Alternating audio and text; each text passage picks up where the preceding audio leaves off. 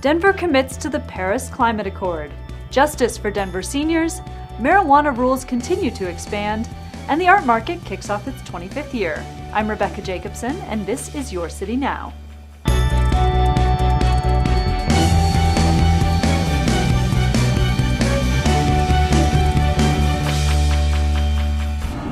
Mayor Hancock says the city will continue to support the Paris Climate Accord and combat climate change. The city really likes to lead by example. We manage our facilities to be really energy efficient. We've set very clear goals about how we want to reduce greenhouse gas emissions. Denver's climate action plan is to reduce emissions back to 1990 levels by the year 2020.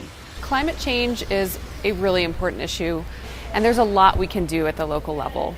The city works closely with utilities and communities to help Denver become more energy efficient. Our department is really committed to making sure that renewable energy is available to everyone because climate change is going to impact our most vulnerable populations more than others.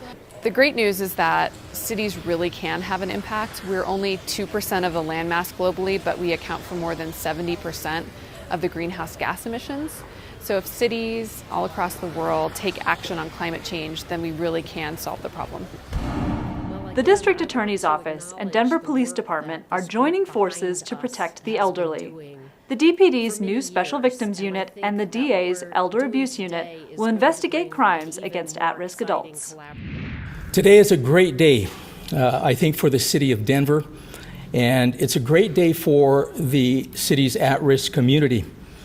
Because with the creation of the Denver Police Department's Special Victims Unit and the creation of the Denver District Attorney's Elder Abuse Unit, Denver's at-risk community has a stronger voice. Contact the Denver Police Department, Adult Protective Services, the District Attorney or City Attorney's Office to report elder abuse.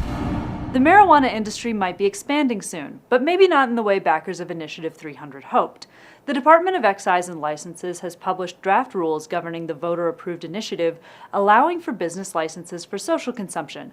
Thanks to a state regulation, marijuana social consumption is prohibited at establishments or events with a liquor license, and no marijuana sales outlet will be allowed to gain a social consumption license. With the draft consumption rules requiring a host of extra hurdles for business owners, some entrepreneurs see little economic viability under the proposed regulations. Meanwhile, the department looks to expand licensing for industry infrastructure with two new models: the marijuana transporter and the off-site storage licenses.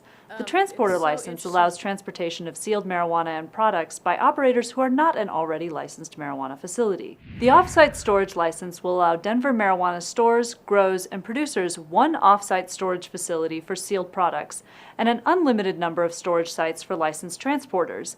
As these sites will allow neither production nor consumption of marijuana, the department doesn't foresee major neighborhood impacts. The bill creating these two licenses was passed out of committee and will move to a full city council in July. As proponents of Initiative 300 learned, state-level legislation continues to have a major effect on the Denver marijuana industry. And Assistant City Attorney David Broadwell presented a summary of this year's legislative treatment to council at the same special marijuana committee. Watch the entire committee or read the summary presentation online. The 25th annual Summer Art Market was held last weekend at the Art Students League of Denver. 260 local artists were featured at the event.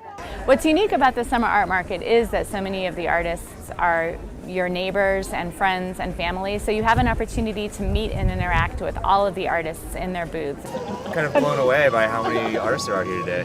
Beautiful art and great weather as well. I love it every time I come. Artist demonstrations and kids events were also part of the fun. For information about the yearly event, visit asld.org. The Far Northeast Area Plan kicks off with a community meeting this coming Thursday. This will be the first of many opportunities over the next 2 years for the communities of Montbello, Green Valley Ranch, and DIA to establish a vision for their future. The event is at the Evie Garrett Dennis Campus Student Union Building and starts at 6 p.m. Look for a new edition of Your City Now every Friday. Thanks for watching.